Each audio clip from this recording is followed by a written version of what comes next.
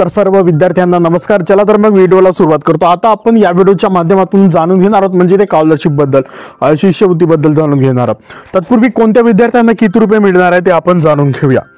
ते आता विज्ञान शाखेमध्ये आहेत, जे विद्यार्थी विज्ञान शाखेमध्ये आहेत त्यांना मिळणार आहे 2000 रुपये, आणि जे वाणिज्य शाखेमध्ये आहेत त्यांना मिळणार आहेत 800 रुपये, आणि जे कला शाखेमध्ये आहेत त्यांना मिळणार आहेत 400 रुपये। बघा, हे विज्ञानवाले, सायन्स आहे,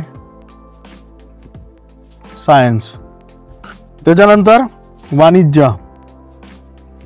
वाणिज्य शाखेत आहे, वाणिज्य शाखा, त्याच्यानंतर येते कला शाखा। बघा, जे विज्ञान शाखेमध्ये आहेत त्यांना 2000, त्या विद्यार्थ्यांना जे वाणिज्य शाखा आहेत त्यांना 800 रुपये, आणि जे कला शाखा आहेत त्यांना 400 रुपये मिळणार आहेत। तर आता ही जी योजना आहे, ही जी स्कॉलरशिपची योजना आहे, ही शासनामार्फत राबवली जाते। तर आता यासाठी कागदपत्रे काय असणार आहेत ते आपण जाणून घेऊया।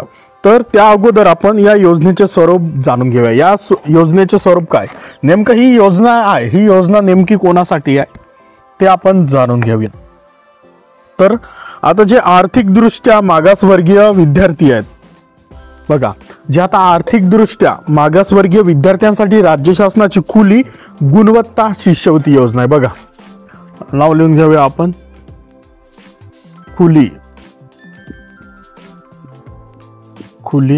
गुणवत्ता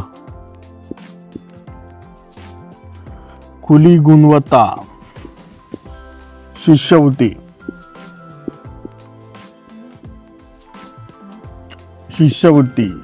बघा, खुली गुणवत्ता शिष्यवृत्ती योजना आहे। या योजनेबद्दल आपण आता माहिती जाणून घेणार आहोत। तर बघा, पहिले सांगितले तुम्हाला की जे हे जी आहे ही योजना फक्त 11वी 12वी विद्यार्थ्यांसाठी आहे, जे 11वी मध्ये आहेत किंवा 12वी, 11वी किंवा 12वी या वर्गामध्ये शिकणाऱ्या विद्यार्थ्यांसाठी ही योजना आहे, खुली गुणवत्ता शिष्यवृत्ती योजना। तर या योजनेचे उद्दिष्ट काय आहेत, स्वरूप आपण जाणून घेऊया।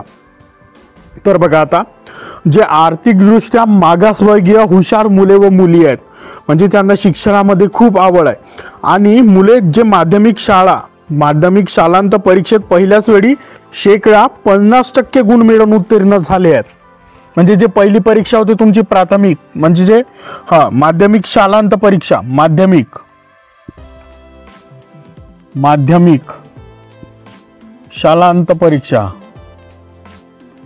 शालांत जे परीक्षा होती तुमची त्याच्यामध्ये 50% पेक्षा अधिक गुण, 50% पेक्षा अधिक गुण पाहिजे। तर 50% पेक्षा अधिक गुण मिळवून जे विद्यार्थी उत्तीर्ण झाले आहेत, आता अशा विद्यार्थ्यांना पुढील जो उच्च शिक्षण आहे त्या उच्च शिक्षणापासून ते विद्यार्थी वंचित राहू नये यासाठी म्हणून ही शिष्यवृत्ती देण्यात येत आहे। आता जे विद्यार्थी 11वी मध्ये 50% गुण मिळवून, 11वी मध्ये 50% गुण, 11वी मध्ये 50% गुण जे मिळवलेले आहेत, 11वी मध्ये जे विद्यार्थी 50% गुण मिळवलेले आहेत, बघा, तर 11वी मध्ये 50% गुण मिळवून पहिल्याच वेळी विद्यार्थ्यांनी ही मिळवून पहिल्याच वेळी उत्तीर्ण झालेल्या विद्यार्थ्यांसाठी ही शिष्यवृत्ती 12वी पर्यंत चालू राहते। म्हणजे तुम्हाला जर 11वी मध्ये तुम्हाला 50% गुण मिळाले तर तुम्ही पहिल्याच प्रयत्नात उत्तीर्ण झाले, तर तुम्हाला ही जे शिष्यवृत्ती आहे ही तुम्हाला 12व्या वर्गापर्यंत 12वी पर्यंत चालू राहते, 12वी पर्यंत चालू राहते। बघा, 11वी मध्ये जर ज्यांनी 50% पेक्षा अधिक गुण मिळवले, पहिल्याच प्रयत्नामध्ये उत्तीर्ण झाले, तर त्या विद्यार्थ्यांना ही शिष्यवृत्ती 12वी पर्यंत चालू राहते। आता बघा, ही फक्त शिष्यवृत्ती कनिष्ठ महाविद्यालयीन स्तरासाठी उपलब्ध आहे। त्याच्यानंतर ही शिष्यवृत्ती योजना डीबीटी पोर्टल मार्फत कार्यान्वित आहे, म्हणजे डायरेक्ट तुमच्या अकाउंट मध्ये पैसे येतात। डीबीटी द्वारे डायरेक्ट अकाउंट मध्ये तुमच्या पैसे येतात, तर त्याद्वारे ही पोर्टल मार्फत जमा करण्यासाठी आहे. आता या योजनेचे उद्दिष्ट काय आहेत, उद्दिष्ट आपण जाणून घेऊया. शालेय शिक्षण विभाग शासन निर्णय क्रमांक 85/95 माशी 8 दिनांक 15/10/96 99 3200 शिष्यवृत्त्या मंजूर करण्यात आलेल्या आहेत. बघा, त्याच्यानंतर शिष्यवृत्तीचे दर वसतिगृहात राहणारे विद्यार्थी व वसतिगृहात न राहणारे विद्यार्थी या विद्यार्थ्यांना वेगवेगळे आहे. म्हणजे जे विद्यार्थी वसतिगृहात राहत आहेत आणि जे विद्यार्थी वसतिगृहात नाही राहत त्यांच्यासाठी हे दर वेगवेगळे आहेत. तर आता त्याच्यानंतर आर्थिकदृष्ट्या मागास वर्गातील हुशार मुले आणि हुशार मुली जे माध्यमिक शालांत परीक्षेत पहिल्याच वेळी 50% गुण मिळवून उत्तीर्ण झाले, 50% गुण पहिल्याच प्रयत्नात 50% गुण मिळवून उत्तीर्ण झाले, अशांना पुढील उच्च शिक्षणापासून ते वंचित राहू नये. म्हणजे त्यांना पुढील उच्च शिक्षण घेता यावं त्यासाठी ते वंचित राहू नये. तर अशा विद्यार्थ्यांना 12वी पर्यंत ही शिष्यवृत्ती चालू राहते आणि ही शिष्यवृत्ती फक्त कनिष्ठ महाविद्यालयीन स्तरासाठी आहे. कनिष्ठ महाविद्यालयामध्ये जे मुलं शिकत आहेत त्याच मुलांसाठी ही शिष्यवृत्ती लागू आहे. सर्वांनी लक्ष द्या. तर आता त्याच्यानंतर या योजनेचे आर्थिक सूत्र कशा बघा. शालेय शिक्षण बघा, शालेय शिक्षण विभाग शासन निर्णय SCH 85/95 माशी 8 दिनांक 15/10/1996 निर्णयान्वये 3200 शिष्यवृत्त्या मंजूर केल्या आहेत. शिष्यवृत्तीचे दर वसतिगृहात राहणारे विद्यार्थी, वसतिगृहात राहणारे न विद्यार्थी यांच्यासाठी वेगवेगळे आहेत. तर आता योजनेचा लाभार्थी निकष, आता जे 11वी 12वी मध्ये जे विद्यार्थी राहतात तर त्यांच्यासाठी आता किती रुपये मिळणार आहेत ते आपण जाणून घेऊया. तर पहिले जर आपण सांगितलं, आता पुन्हा ते जाणून घेऊया आपण किती रुपये मिळणार आहेत. तर आता सविस्तर माहितीमध्ये तर तिचे आपण जाणून घेऊया. बघा इथं 11वी 12वी बघा, 11वी 12वी विद्यार्थी पहिले येते विज्ञान शाखा येते. त्याच्यानंतर येते वाणिज्य शाखा.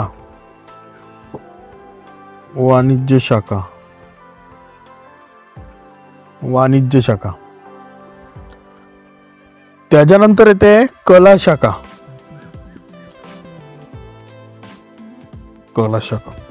आता एकूण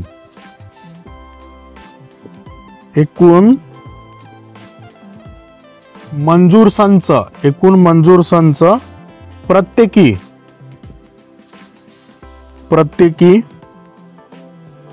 11वी 12वी तर बघा 11वी 12वी. तर आता जाणून घ्या, जे विज्ञान शाखेमध्ये जे विद्यार्थी आहेत त्यांना मिळणार आहे बघा एवढे रुपये 2000. आता जे वाणिज्य शाखेमध्ये आहेत, वाणिज्य त्यांना मिळणार आहेत 800 रुपये मिळणार आहेत. आता जे कला शाखेमध्ये विद्यार्थी आहेत, त्यांना मिळणार आहेत 400 रुपये. बघा, विज्ञान शाखेमध्ये विद्यार्थी 2000 रुपये, वाणिज्य शाखेमध्ये 8000 रुपये, कला शाखेमध्ये 400 रुपये. आता त्याच्यानंतर वसतिगृहात राहणारे विद्यार्थी बघा, आता याच्यानंतर इथं येते शिष्यवृत्तीचे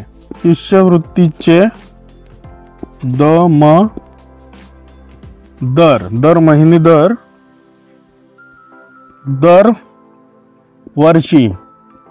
दरवर्षी फक्त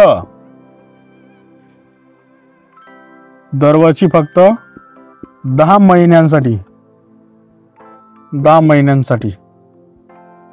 आता बघा, हो बघा, त्याच्यानंतर इथं आता